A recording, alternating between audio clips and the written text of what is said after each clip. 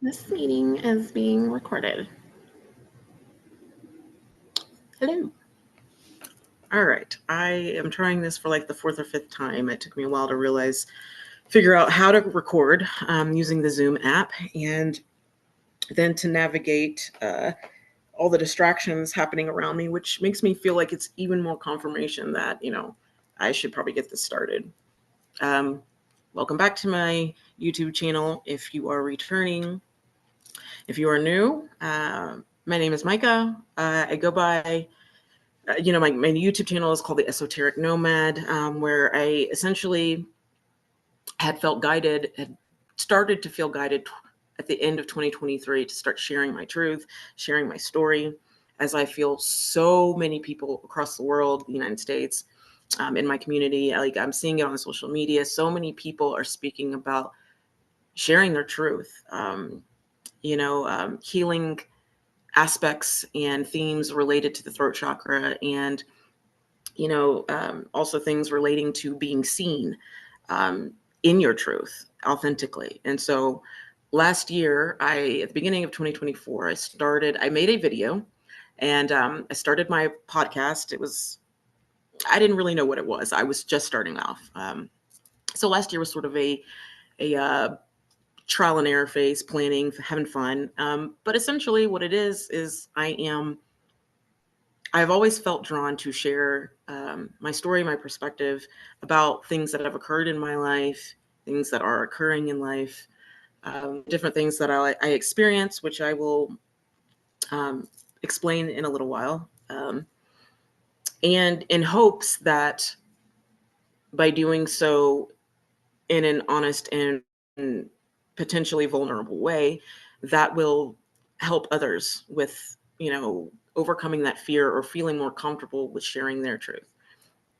Um, yeah, so that was the purpose of me starting that last year. I didn't continue doing videos. I made one video and then I went back to just doing recordings because a lot of times the things that were coming to me, the downloads, were kind of spur of the moment. It was like in that moment, most of them.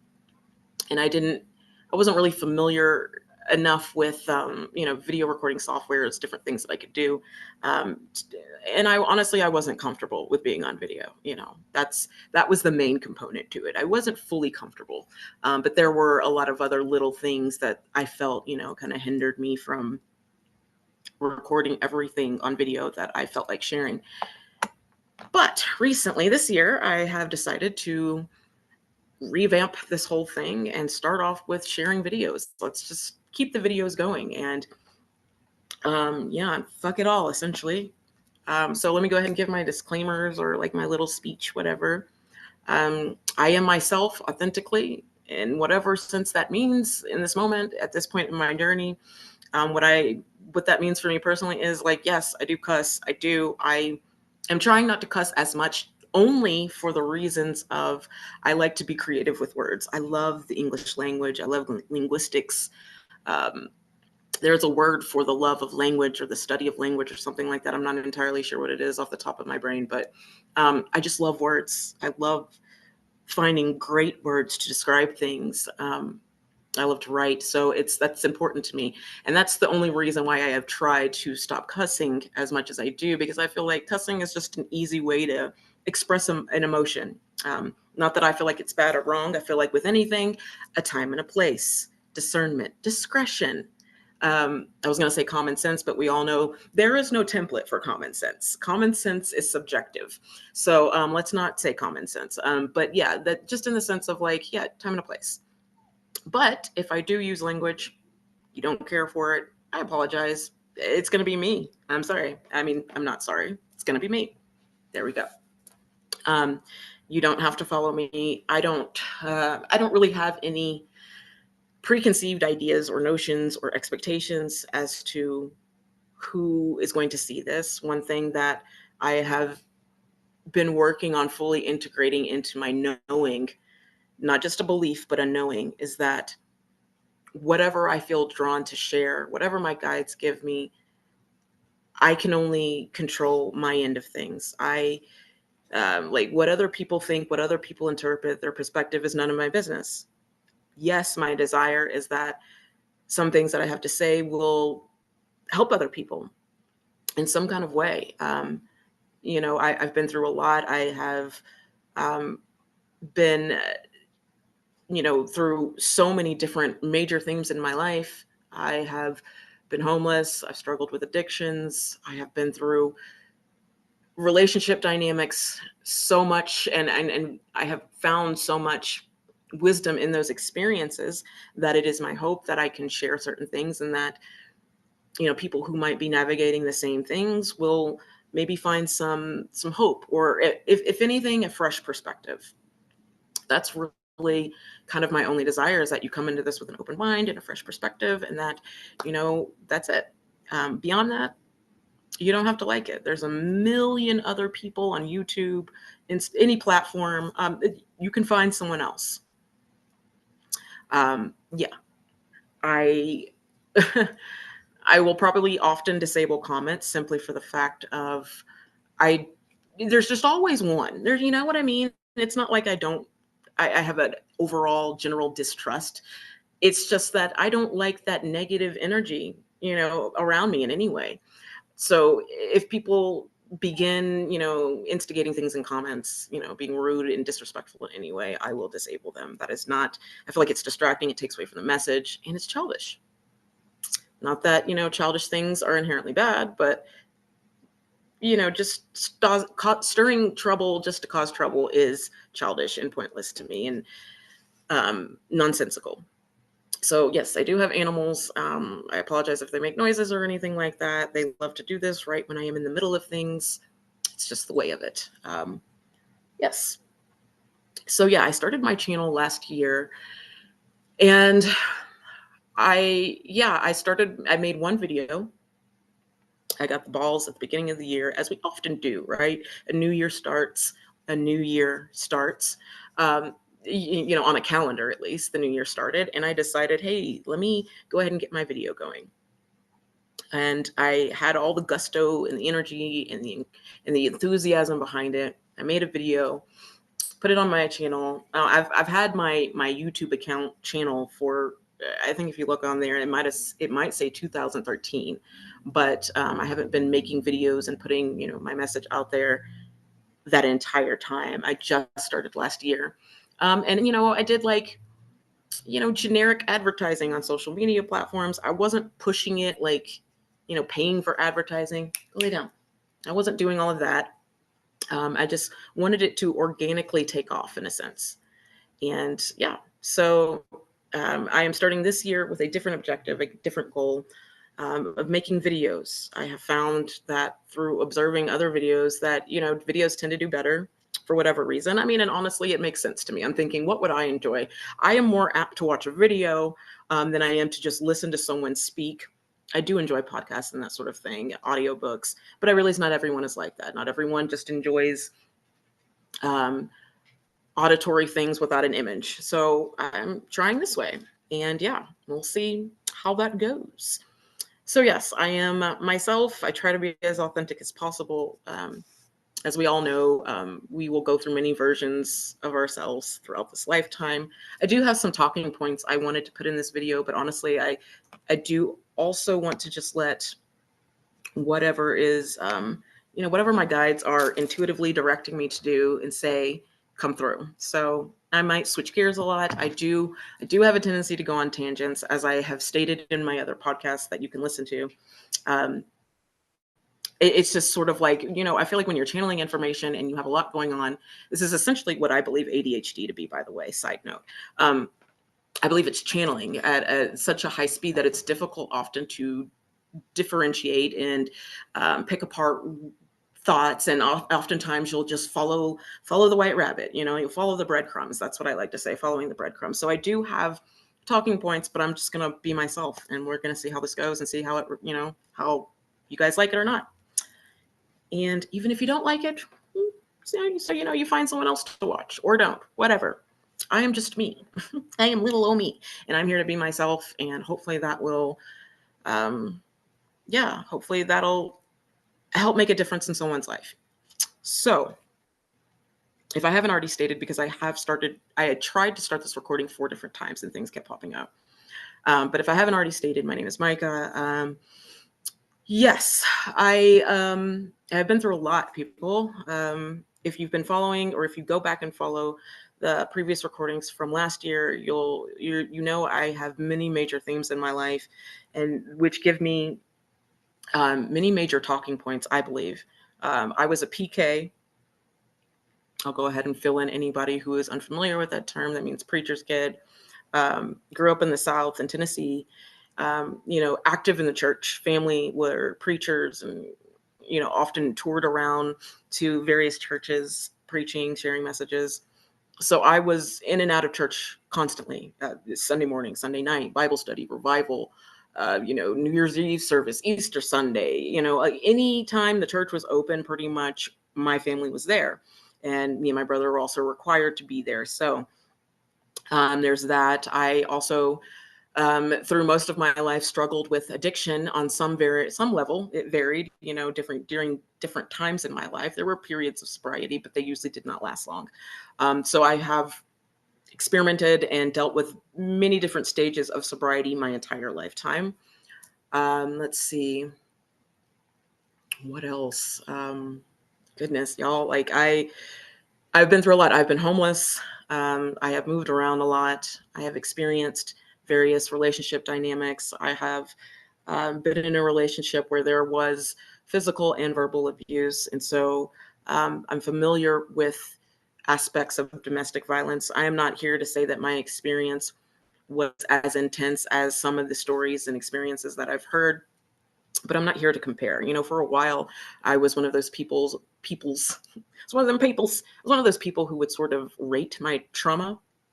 And I realized at a certain point in life, I was working with a woman, amazingly intelligent, and she sort of shared something with me around there's not a trauma is trauma. We are the ones that section it off and put it in different categories of, this is major, this is not major, this is, it wasn't that bad. As humans, we do that. But to our brains, trauma is trauma. Trauma is essentially the way our brain records and perceives an event and the emotions that come with it, and how we end up processing that and how it affects our body. And so, trauma could be, having a door slammed in your face if you processed that in a certain way at a certain time of your life. There's, we're all familiar with, the more, I guess, mainstream traumas, like you lose a family member, they pass away, or a major car wreck, or you have a disease of some sort, and you go through that journey. There are things that do stand out as like, damn, like that's whew, like domestic violence, sexual assault, those sorts of things. I would perceive as big in my head, but that's not to say that they are any more important or less important than any other type of trauma experienced by anyone else. So I caution anyone just to be mindful of, how you categorize the things that have happened to your life. Because if we, it's interesting, I talked about this in therapy today. If we're minimizing and sort of just brushing aside something that happened to us because it doesn't currently or presently feel that significant or that traumatic or that important, that perspective, it can, on one hand, it could be seen as, protecting ourselves in a positive thing, to, think positively and, not just, have constantly a negative outlook about what happened to us. But at the same time, it sort of puts up a roadblock in that healing journey. If we haven't fully processed or really started to process or investigate or look into the things that happened to us and connect the dots and sort of explore and navigate how those things that happened to us have affected and shaped our personalities, our habits, our tendencies, all of that. Because childhood is the breeding ground for who we become as adults. I like to link psychological and spiritual terms, because I feel like psychology and spirituality and science are often, if not most of the time, speaking the same language. So, childhood trauma and things we experience, in my opinion, that's what society knows them as, childhood trauma. those things are in my mind sort of like the um, karmic starting lines for the karmic lessons that we deal with later on in life. And it's like things start there, and then that's where things start to build and shape and form, and it'll set it up at a later date for us to encounter again as adults, um, and deal with it in a different light, different perspective, and navigate the emotions as they come up with it. So yeah. Yeah, so let's see. Currently I've been sort of exploring like my entire perspective on life, and I feel like that's something important that might help some people to start doing. If you are not someone who feels very comfortable with going within, with exploring things, being introspective, all of that mindfulness, I encourage you to start. Um, Honestly, I realize it's not the easiest thing for many people to do. We have endless personality types, and people are going to always think and feel differently. And so it's not that I expect or think you should be, the type of person that enjoys figuring out yourself, self-awareness, learning about, your habits and tendencies and values, et cetera, et cetera. Um, I realize that's not everyone's natural inclination. I realize everyone is here for a different reason and on their own individual journey. And I'm not here to tell you what you should and shouldn't be doing. I am just here to share my perspective and what I personally deal with. Sorry, my animals are being rowdy.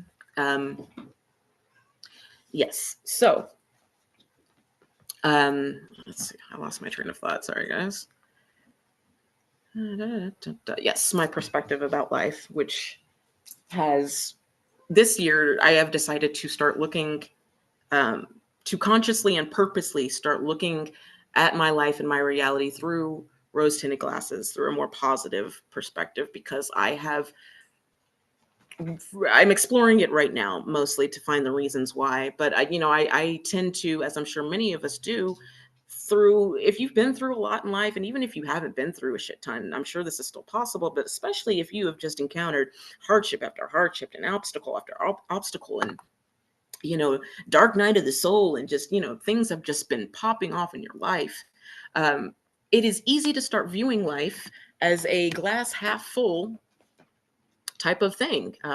It's easy to become negative in our perspectives and our perceptions. And I had fallen into really, really heavily doing that. Um, and so I've been trying to redirect recently. I've been trying to intentionally, I don't like that reflection. I've been trying to intentionally redirect and view life through a more positive lens. And, I spoke to someone, I was having a conversation the other day with someone, and they were like, they kind of alluded to the fact of like, not everyone has that perspective of life, and, that how that may not be reality or whatever. And, I thought to myself, like, I realize that I am making a conscious choice to view my life more positively and view the world around me more positively. Um, but doing so, like, I feel like we can take this to an extreme. So there's extremes in everything we encounter in life, over here, and every possibility in between. And of course, we could take it to this stage of toxic positivity. I hate that term, by the way. I don't fully know why. I feel like it's been suggested that I have had toxic positivity in the past, and it might have, it honestly might have been an aspect that I might have needed to look at, and maybe something I was doing as far as like avoiding the uncomfortableness of life. But I'm getting off on a tangent. But yes, we can go the road of toxic positivity, being overly optimistic and missing the reality of things, or just not seeing what is actually in front of us, seeing things as they are. And I don't believe that that is the direction that I am trying to head.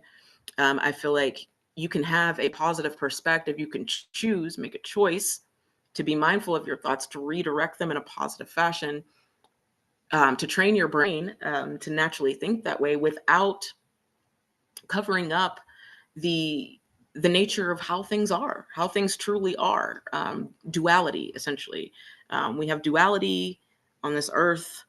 Um, I've been exploring this concept a lot. It's popped up so many times throughout my journey, which, by the way, my journey, I'd say my spiritual journey, really began to kick off and go into high drive. It was around the end of 2020, I believe. And I found that to be similar with many people, many other spiritual people that I have encountered. And I say spiritual in quotes because, Lord, there's just about every type of spiritual person out there. You have the extreme of like, I don't even want to give an example because I don't want to be disrespectful to anyone, their practice or anything like that. But we've all probably encountered someone who is a bit maybe more for show than actively living things out, just likes the aesthetic of it over the principle and the practice. Um, but yeah, when I've encountered other spiritual people, and they have also said many times that their journey started around that same time, so end of 2020, 21, um, is when things sort of kicked off and began coming online for a lot of us. And I feel like that's intentional, and that was something global. And I know for me it was, and that's when I started my journey. And duality has come up many times in many different shades and dynamics and areas, because duality exists in just about everything. And so it's always like, it's like the spiral, like the spiral. We are experiencing life like this.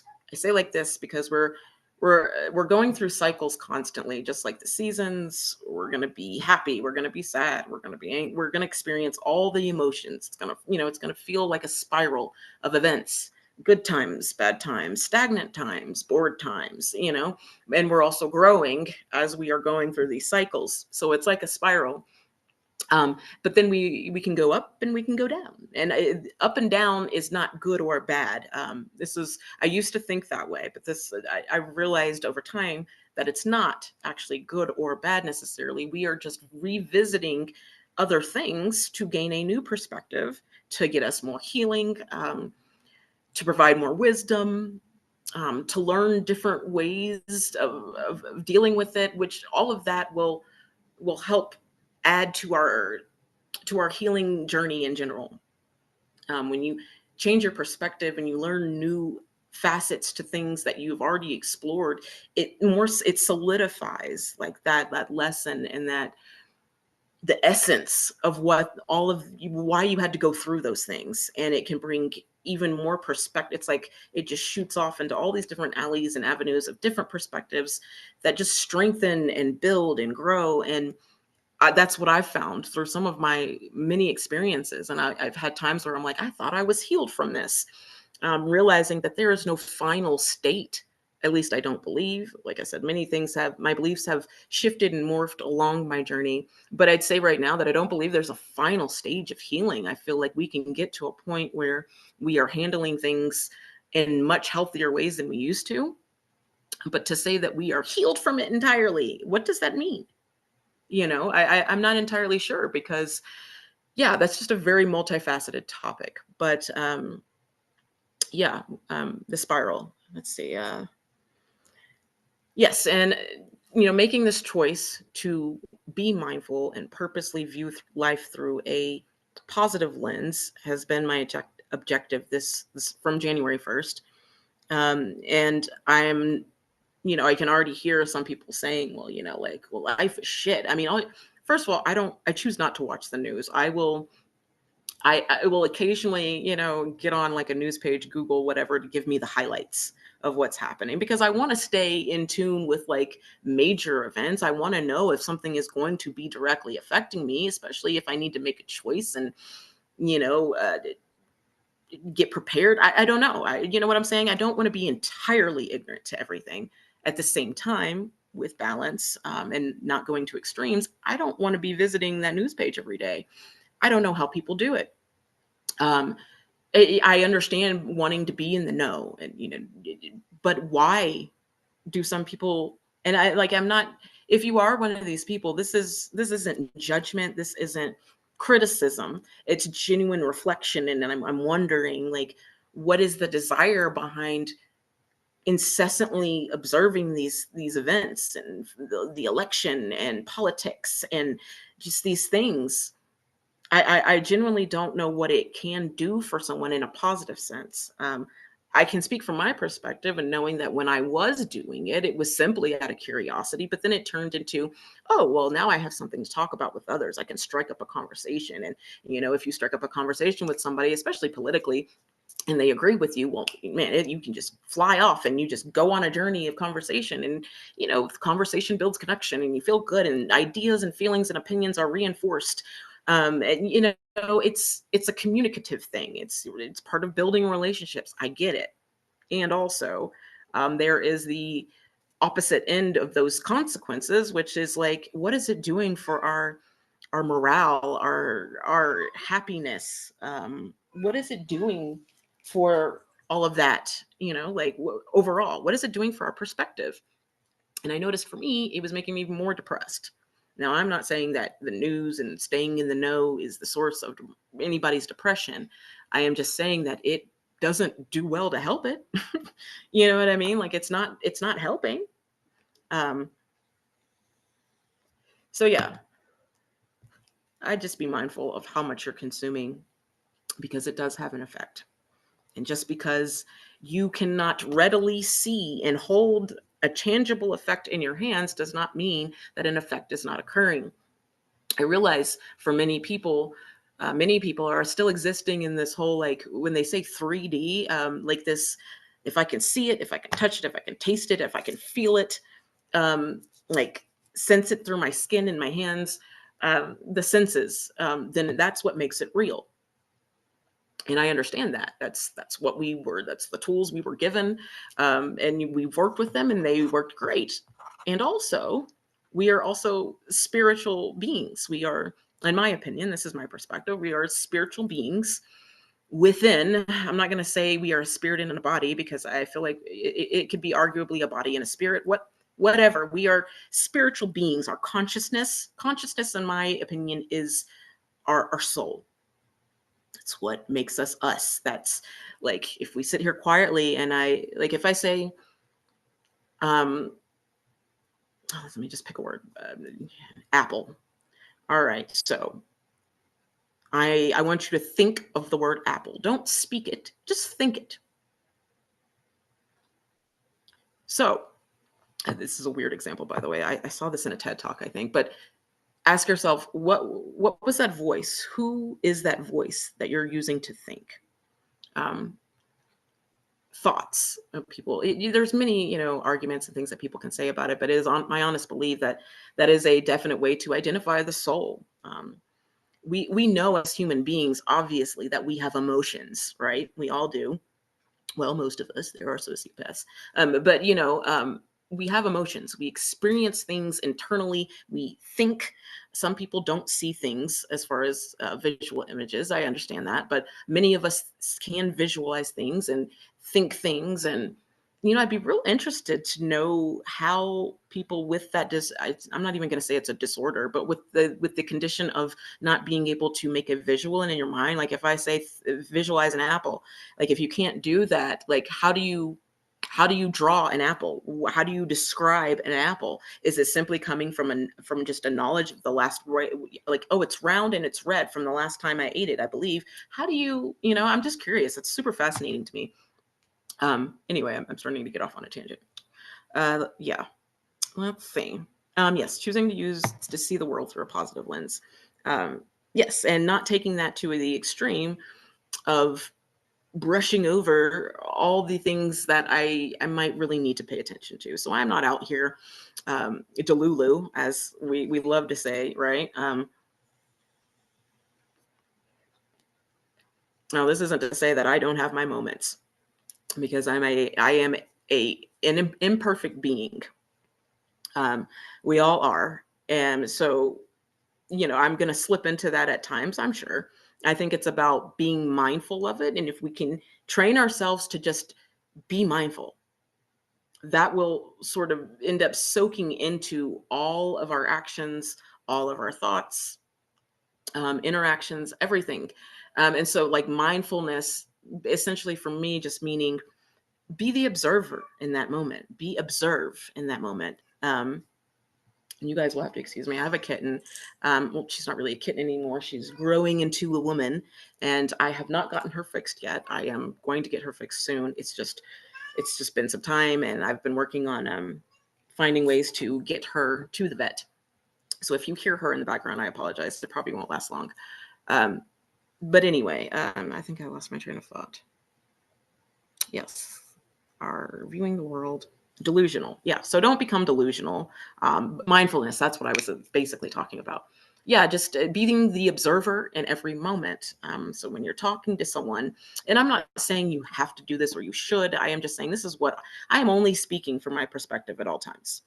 And I'm speaking from my perspective, and like giving advice, I guess, or just the things that I have learned and either heard directly from my guides or have just sort of like intuitively learned and that have resonated to be true for me, in hopes that, maybe if you're looking for a new way to view or analyze life, then maybe, some of this will help. This isn't to say you should be or have to be. I believe that the spiritual journey is subjective to and different for everybody. That's why I believe that, it's, many religions are just paths all back to the same source, in my opinion. And, it's not meant to be a one size fits all template. And I've expressed that in other podcasts, when I've other recordings from last year. If you go and check them out, I say that many times. I don't believe that spirituality or religion, essentially spirituality, I feel like spirituality was the template, religion was the impersonator.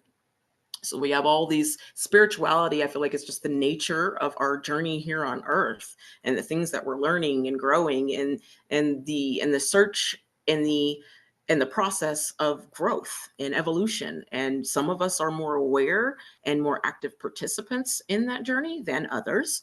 And I think that's, where you get into people saying, awake or asleep in a sense. But I would encourage you to be more of an active participant. Now, I realize spirituality, the term, depending on when you first heard it or what you're absorbing in your daily life, you might have a negative impression of what that is. Like I don't know. I grew up extremely religious, religious in the sense of like strict Christianity.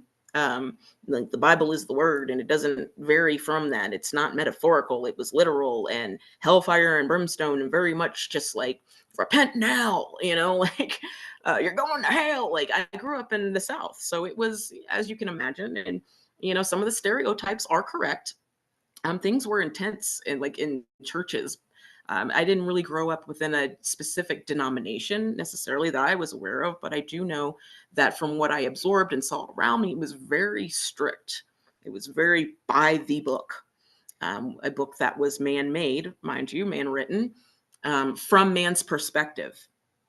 And I've really been giving this a lot of thought recently, because I believe what is essentially, for many people, I'm not going to speak for everyone, but for many people, what's stopping them from just like breaking free of this matrix, this just wake up, go to work, come home, go to sleep, do it all over again. There's no meaning to life. The matrix of life. I believe what's stopping many people from that is certain religious ties and attachments they have to things. And this can be from your past. You might not consider yourself a spiritual or religious person as an adult, but like, how did you grow up? Did you grow up strictly Catholic? How was something indoctrinated and taught and shown to you? And it doesn't even have to be in a religious sense, but just explore, some of the major themes that you learned from your different childhood experiences, from the people who raised you, your parents, your guardians, whoever it was. If you grew up in foster care, or just the things that you absorbed from your interactions. That's essentially, like in a sense, we'll use it as a sense of that's your religion. That was what you grew up. That's what formed and shaped your values and your perspectives, that lead into adulthood. And I believe that for many of us who grew up, like I said, I was a PK. For many of us who grew up very strictly, by the Bible, um, it it can prevent one from exploring the choice that we have. First of all, I believe like the Bible started off with great intentions, and it was just over time distorted by a perception. And that's pretty much anything, right? So let's just, have a hypothetical situation here. Imagine with me for a moment, if you will. The first Bible is, written or whatever. It's the first time the everything recorded in the Bible is being presented to someone else. Um, First of all, if they're reading it on their own, it's going to go through a filter of how they perceive the world. And if they're not reading it on their own and someone is speaking it to them and quote teaching them, expressing the ideas within the book to another individual, um, it's going to go through that person's filter, their subjective lens, as I like to call it. It's going to go through, and the subjective lens, in my opinion, is shaped by childhood experiences, any experience from, birth to where you are now. The media, the things you watch, the things you listen to, the things you absorb on a daily basis. Um, how much of those things are our, personal beliefs or are they just beliefs that were taught to us, that were taught to us for so long and so, you know, so strongly and so consistently that we didn't even question, we didn't even stop to think, is this my own belief? Because it was just inherently always a part of us in our minds. That's what I kind of realized as I, transitioned into my adulthood, is realizing that many of the things that I, believed and, would say that like, oh, this is my opinion on it, was shaped by someone else's opinion of it. And I'm not saying this is like a bad or wrong thing, because I feel like that's one way we learn, right? I don't believe good and bad are always, we don't.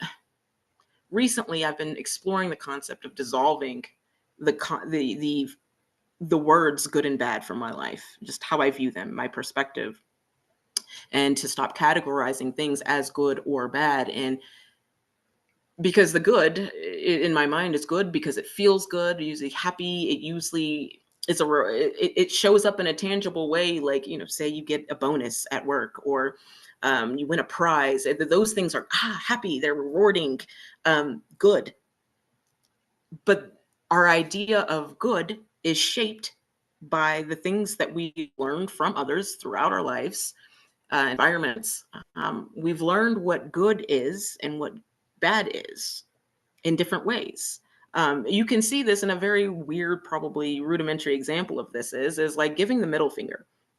And like, I apologize if this is incorrect information, but I believe that this is true.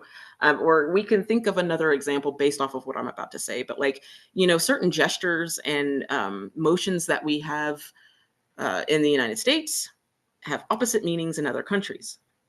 Practices, things that we do in one place can be considered extremely offensive, whereas in another place it can be seen as very complimenting and, like, please do this. That's kind. That's a show of approval, whatever. Like, I think like burping in some Asian countries is considered like a sign of like you thought the meal was good. It's like a compliment to the chef, as opposed to if, society here in America, when someone burps, many people, oh, that's rude. That's disgusting. So good and bad is shaped by these individual experiences that we have had. And so don't get too carried away with this, by the way, because I realize for some people, you can kind of go down a rabbit hole of like, and you get to the point of like, well, murder, like we've decided that murder is bad. And it's, at least I went there in my mind, and it got really complicated to start separating ideas and things. And I am not on here advocating for murder at all. I'm not. I am just saying that I do believe that duality, the concept of good and evil, right and wrong, is extremely subjective. And you have to be careful when you're really observing those things and those concepts and those principles. I like I said, I think what constantly is of support and help in these situations is to go back to mindfulness and being an observer, um, letting that conscious voice and that voice inside your head step to the forefront in most situations, like pausing when we're in these mindless tasks and we're going throughout the day, and pausing to say like, who am I in this moment? What am I thinking in this moment? What am I feeling? What am I sensing in this moment? It sort of pulls you out of the the rat race, the mundane nature, the involuntary way that we go through most days, it very much brings it back into our control when we stop and make conscious choices and thoughts about what we are doing and thinking and feeling. And then, if we're redirecting those thoughts, it gives us much more, which we've always had this power and control, but many of us have been blind to it or completely surrendered it in various ways. But it sort of redirects that control over ourselves back into our hands.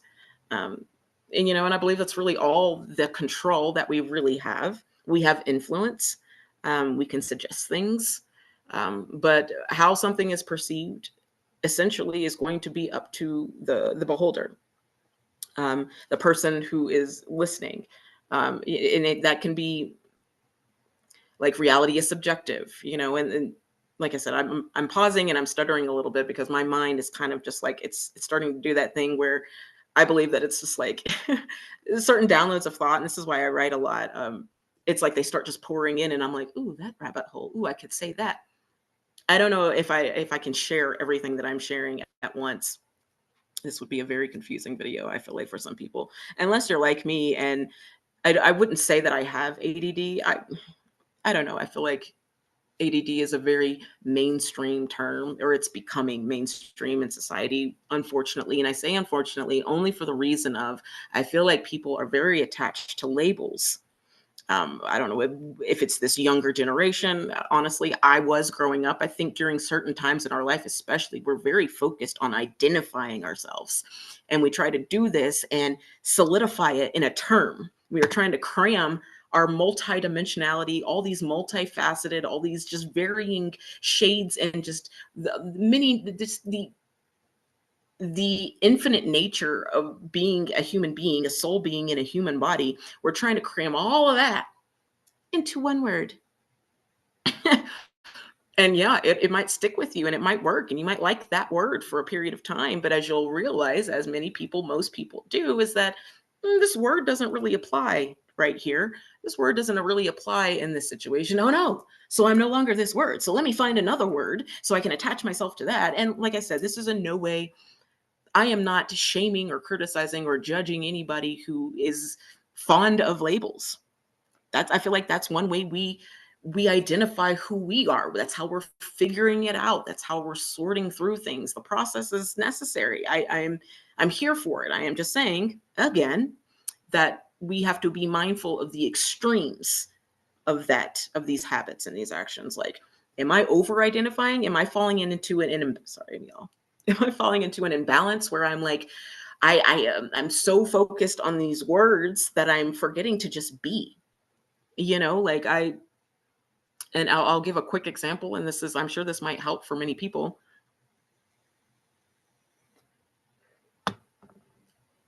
So when I was growing up and, adolescence hits, actually it was before adult puberty. But I think I really was able to really identify it and separate the feeling during adolescence. But when at a, around teenage years, realized, I had feelings for girls. And immediately, and of course, being a PK, I didn't have exposure and didn't have any sort of exposure with the terms associated with being gay, homosexual, lesbian, queer, none of that. I didn't look, I didn't know what it was. And because I grew up in, I was born in 85. So it's like there wasn't always internet. Let me Google this and find out what this is. And we all know Google has just like taken off since when it started. There wasn't always a source for me to just, let me pick up my phone and find out what this, no. And my parents, did very well with sheltering me and my brother in this little religious bubble. And so I mean, my community was church people, the people my parents brought around and their kids. And, like, not to say, because as you probably know, PKs, people who grew up, and some of the most like sneaky and kinky and weirdest kids were from those Christian households and families. So This isn't to say that like every kid in that environment is going to be perfect, but I was very sheltered and my environment was very controlled. The things that I saw, the things that I had access to were very controlled by my parents. And so I didn't know what these terms were. But when I found one, I don't even really remember exactly how I did, but I attached myself to the label of lesbian. It was a woman who had feeling for other women. Cool. Got it. That's what I am now. And it felt good.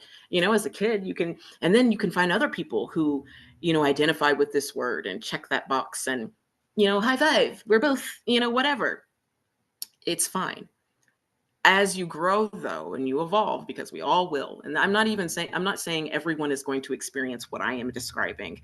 Many people start off gay or lesbian and they, by the time they pass on go on home to glory, they are still gay or lesbian. I also know that many other people like myself, you can identify with something very strongly, but as you're growing, it doesn't you can experience anything. Anything that you experience is going to shape and affect your outlook and your perceptions. And as I went through different things and experienced different things, I realized that term was too specific and general for me, because what I'm really realizing is that my attraction is, yes, primarily aesthetically, visually, to women. And also it is regardless on a mental, emotional, energetic level. I have not encountered another male that I have felt that connection with, but that does not mean it does not exist. Um, but I am just saying that I have evolved to the point of knowing that like it could be fluid. It could be the vessel could be anybody. Now it has been only, don't you do this to me, don't you? My preference has been primarily women my entire life, and I don't see that there are other terms and things that I'm labeled very attracted to intellect. Like if we can have and consistently maintain a intellectual connection, that's often more important to me than physical. I'm not going to say it is the only thing that matters, because I feel like we need a balance. Like obviously we are physical creatures. Not everybody has those desires, but I'm just saying that like that's something that is major to me. It has to be present, feel like I can move forward in that connection. So, that's just an example of how like things can evolve over time, and how staying in these labels and like all of that is, it's not always to our benefit. It works for us sometime, but we have to allow ourselves the process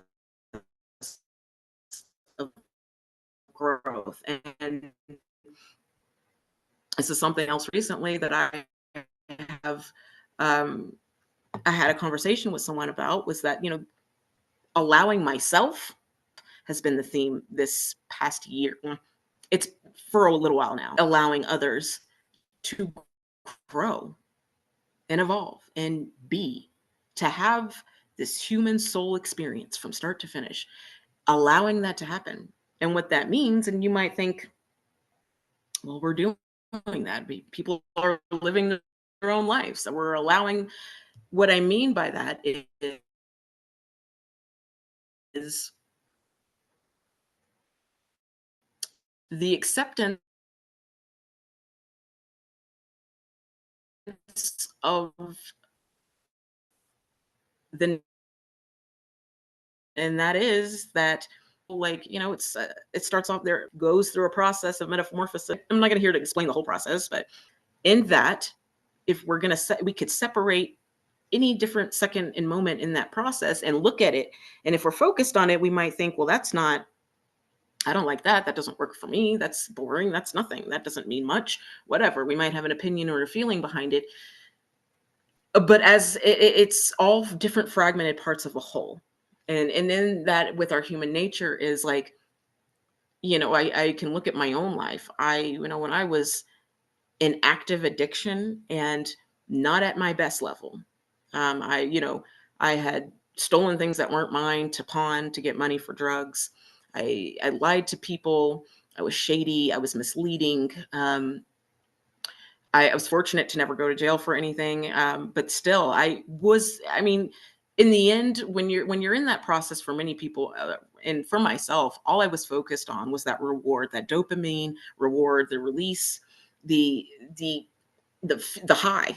That's all I was focused on, and in that becomes so primal in your brain. Sometimes it becomes like this instinctual drive, like I am going to get that feeling, and you want it so bad that the things you have to do to get that start to lose significance. Like for me, it was lying and stealing, and being shady, and maybe that sort of thing. For some, it's murder. For some, it's been things and crimes that have landed them in jail. um, and so the things that you'll do, often, yeah, it's, but as I was saying, like along that journey, at this point in my journey now, bear with me, I have to allow myself the grace and compassion, just as I have to allow others. This is my hope for everyone, that, society will, if you're not encountering this, just know that people do exist like this. And I am sorry if you experience something that's not as kind, but we have to allow others the process of growth. We have to allow ourselves the process of growth, knowing that it's, I mean, if you, we learn in school, like, being a baby, and then you grow up and you're a toddler, and then, you hit pre-puberty, and then there's puberty, adolescence, and then there's, merging into adulthood. And we can describe all these things, and we can accept those stages because they're physical and we can see them in nature. But growth, emotional, spiritual growth is also happening in all these stages. Our minds are, first of all, your mind is not done developing until I think you're 23 or 25. So your mind is still growing and shaping. But in that, we have to allow ourselves not just the physical, but the emotional, mental, and spiritual growth that is occurring along conjoined with that physical growth through the journey. If we can accept the physical aspect, like we all know, like, yeah, your kids start off as babies, then they're toddlers, then they're prepubescent, then they're teenagers, and then you know what I'm saying. Society would most of us would agree on that. I don't know why you wouldn't agree on that, um, unless like someone has what, Benjamin Buttons. Is that real, by the way? That might have sounded like an ignorant question, but Benjamin, well, in the sense of like you can't really age backwards, I don't think. Anyway, before I sound completely ignorant and uneducated. Anyway, yes, we can all accept that we have to go through those stages. Like, I'm not going to argue with you like you were a you were a toddler, and then you went through puberty later on in life. What? Like, no, like we all know this happens. It's natural, it's normal, it's what happens. I hope, as as society, as spiritual human beings, we can also begin to accept with the same amount of acceptance and just, oh, no shit type of attitude, that we will also go through mental, emotional, spiritual growth in that time. um, I feel like that's what many people as adults miss with children, is that they have to go through these stages and these processes of development, and why our part in that is huge, by the way. Like, and I say this as someone who experienced, I mean, adults throughout my childhood journey, that I feel like, I mean, now I know that it has shaped me into who I am, and I can appreciate that, and I can find lessons in it. But also, I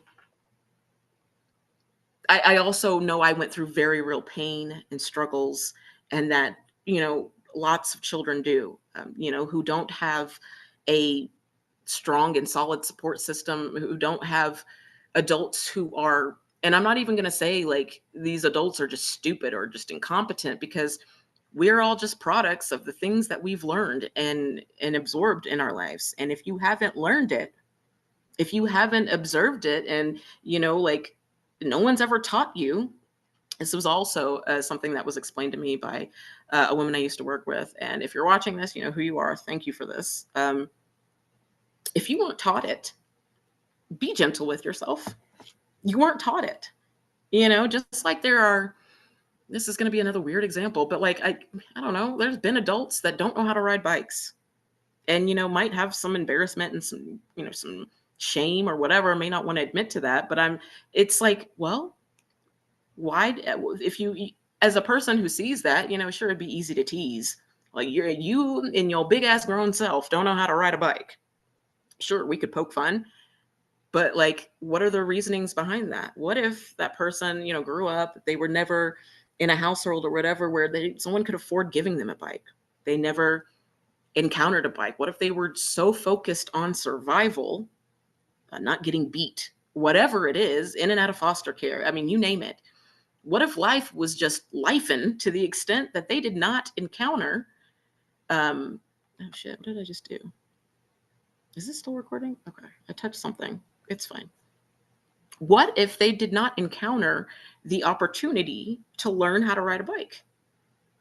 You know what I mean? Like things, this is where I say common sense is not a one size, it's not a solid template.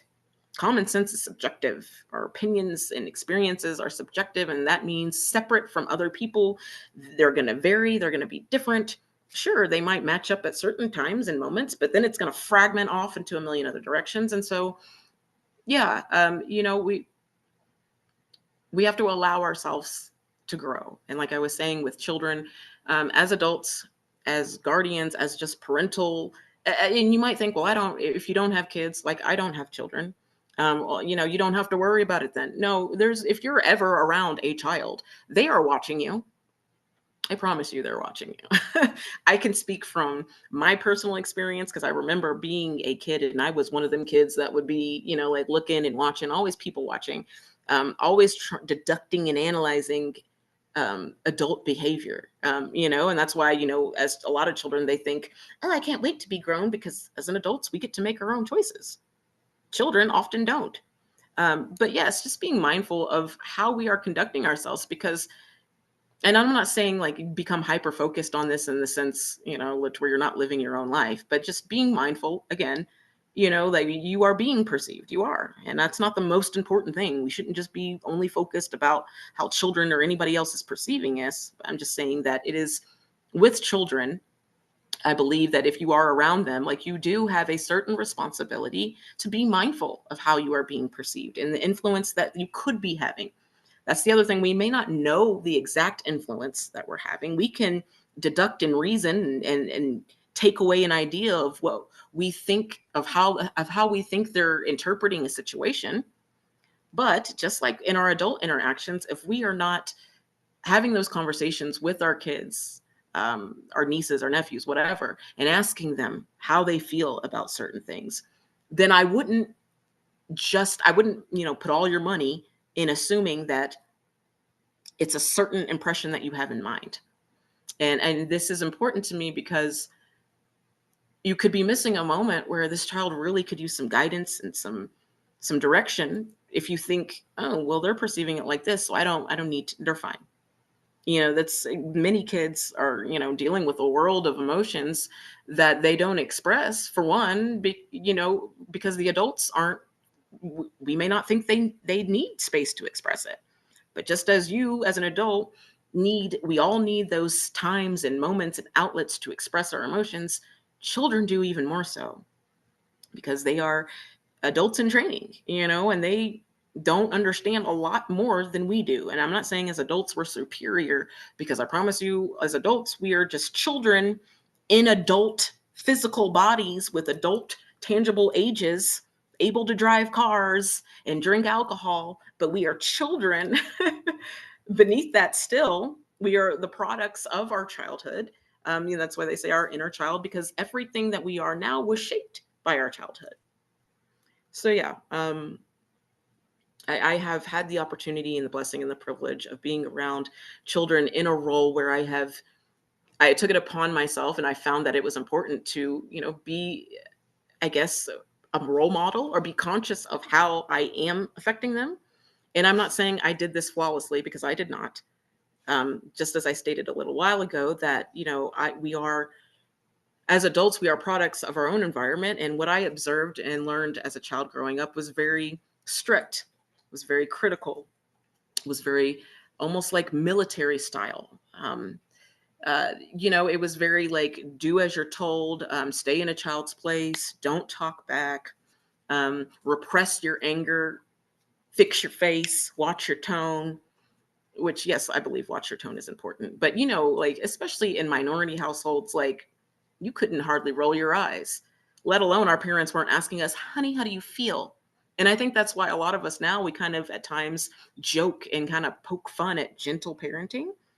Just like with everything, there are extremes, but I am here for gentle parenting, not in the over exaggerated sense of like your kid is like punching other kids and swiping items off the shelf at, Walmart, and you're just like, now, Billy, let's use our word. No, I'm not, you know what I'm saying? Like, not the satirical version of gentle parenting, but the gentle parenting in the sense of like, we really do, just like as adults, like, check in with, how are you feeling? Like, yes, like, let's take the time to understand the reasons behind the emotions, instead of assuming we know the emotions based off of how we have identified emotions to be.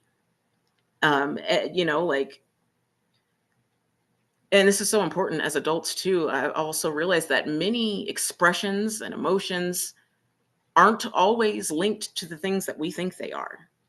Um, an example of this could be,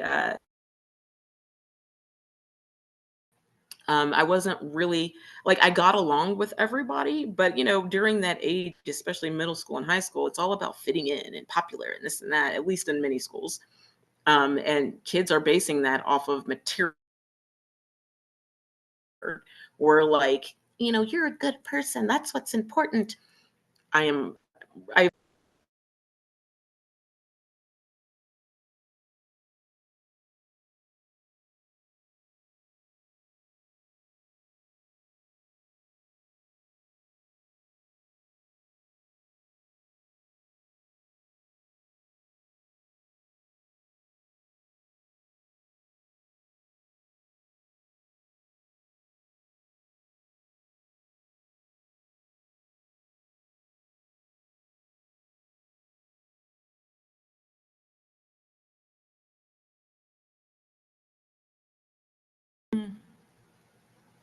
I won't know until the end, will I? Is there a timer? Can I get a timer on this? Is there a timer? How do I know? It doesn't have a timer. Oh God. It just said I was disconnected. And I don't know if it's even been recorded, if it's going to record, if all of that got recorded or erased. Anyway, I'm just going to continue as if it didn't.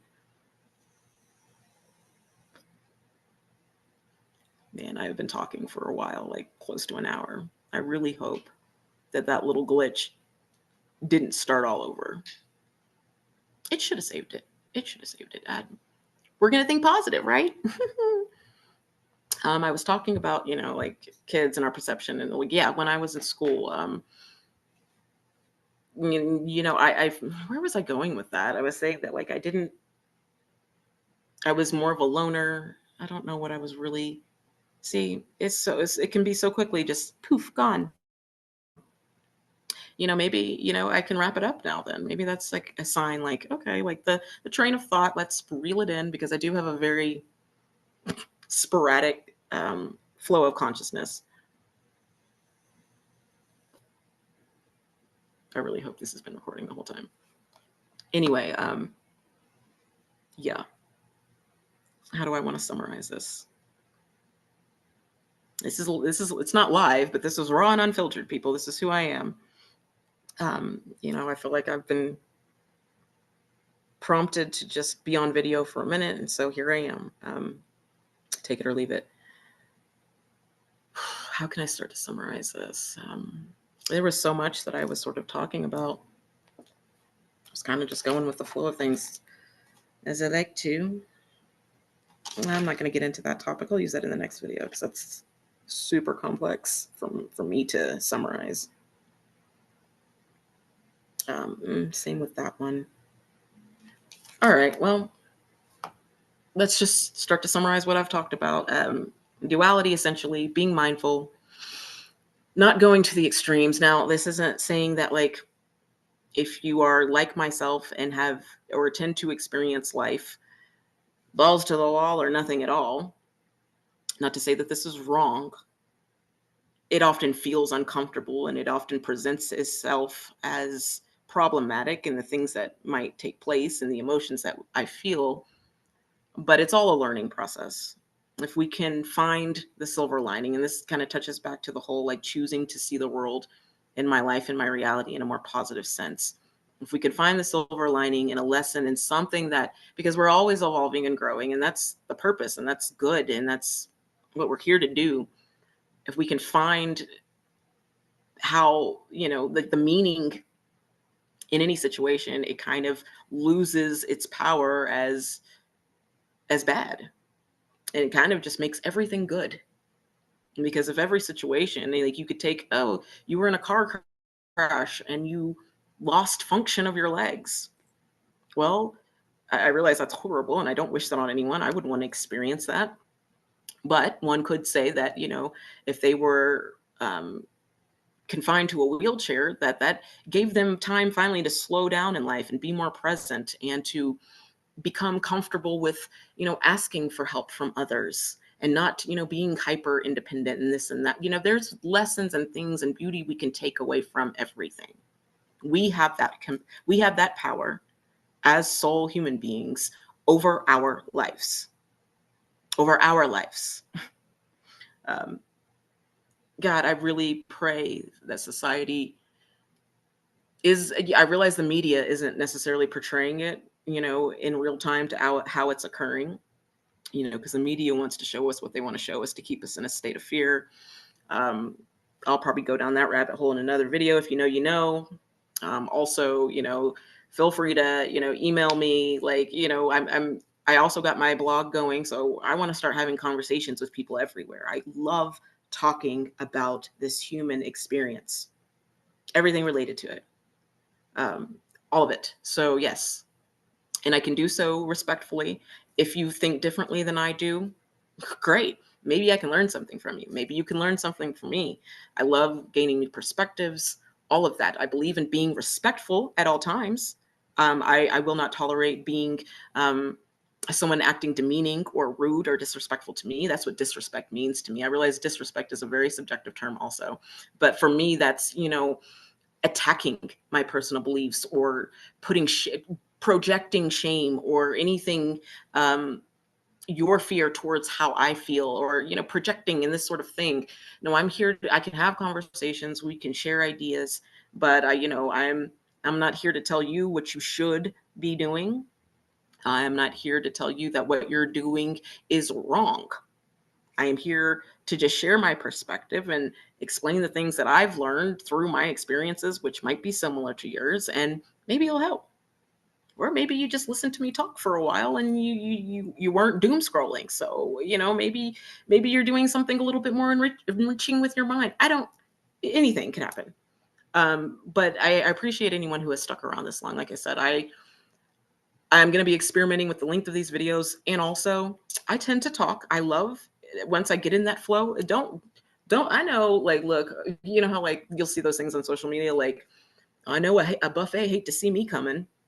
Um, I know a vlog. I know a diary, a journal hates to see me coming, because baby, what I am gonna do is break it down, dissect it, analyze it, psychoanalyze it, get in deep. I love doing that. My Pluto is in Scorpio. I have many components in my astrological chart and my human design that I thrive and love, and like I enjoy getting to the bottom of, like, ripping away everything on the surface to the frame, the essence of how and why and where and when everything starts and everything that goes from that point. I love that shit. I feel like it's been, it's already an interest of mine, but it has been extremely helpful in me navigating my own life. And as I navigate my own life and heal and all of that, I have seen that reflect in my reality. And so many things have happened that I didn't think would happen have worked out in my favor,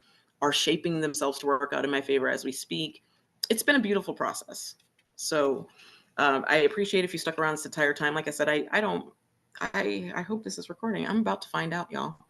But if you watch the whole way through, I appreciate it. I'm going to start having more videos now.